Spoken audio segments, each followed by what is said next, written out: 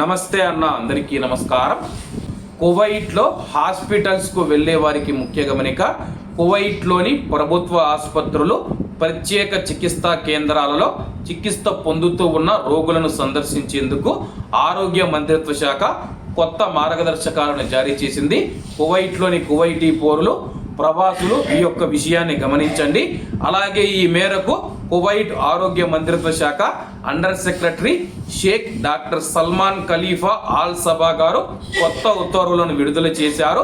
కొత్త నిబంధనల ప్రకారం సాధారణ రోజుల్లో మధ్యాహ్నం 3 గంటల నుంచి రాత్రి 8 గంటల వరకు మాత్రమే రోగులను సందర్శించడానికి అనుమతిస్తారన్నమాట.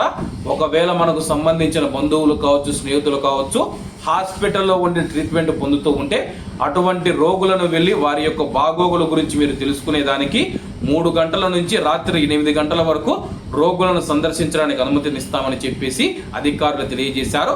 అధికారిక ప్రభుత్వ సెలవు దినాలలో ఉదయం 9 గంటల నుంచి మధ్యాహ్నం 1 గంట వరకు సందర్శన వేళలు అయితే నిర్ణయించారు.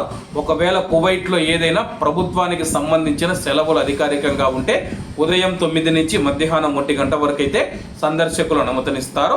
ఇక పవిత్ర రంజాన్ మాసంలో మధ్యాహ్నం 3 గంటల నుంచి రాత్రి 6 గంటల వరకు సందర్శకులు రోగులను కలవవచ్చని చెప్పేసి, అదే సమయంలో ఒక రోగి వద్ద ఒకేసారి 7 కంటే ఎక్కువ మంది సందర్శకులు ఉండరాదని చెప్పి స్పష్టం చేశారు. అయితే రోగి ఆరోగ్య పరిస్థితిని బట్టి సందర్శన వేళల్లో సందర్శకుల సంఖ్యలో మార్పు చేసే అధికారం ఆయా మెడికల్ విభాగాల అధిపతులకైతే ఉంటూ ఉంది. రోగులకు పూర్తి విశ్రాంతిని చేకూర్చే ఉద్దేశంతో రాత్రులలో ప్రతిరోజు 10 గంటల నుంచి ఉదయం 6 గంటల వరకు సైలెంట్ అవర్స్గా ప్రకటించారు. ఈ సమయంలో ఆసుపత్రుల్లో అనవసర శబ్దాలు కానీ, కాంతి కానీ రాకపోకలను గరిష్టంగా నియంత్రించామని చెప్పి, అయితే అత్యవసర విభాగం, ఐసీయూ, కార్డియాక్ కేర్ యూనిట్లు, ఆపరేషన్ థియేటర్లకు ఈ నిబంధనల నుంచి మినహాయింపు ఇచ్చారు.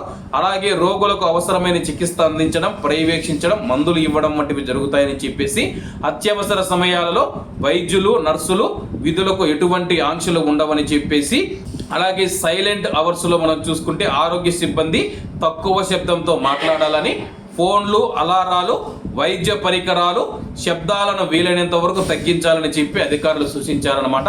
ప్రస్తుతం మనం చూసుకుంటే కువైట్ హాస్పిటల్లోకి వెళ్లే వారికి కొత్త మార్గదర్శకాలు ఇవ్వనమాట. కాబట్టి అందరూ బాగుండాలి, అందులో మనం ఉండాలి. అందరికీ నమస్తే అన్న, జై హింద్.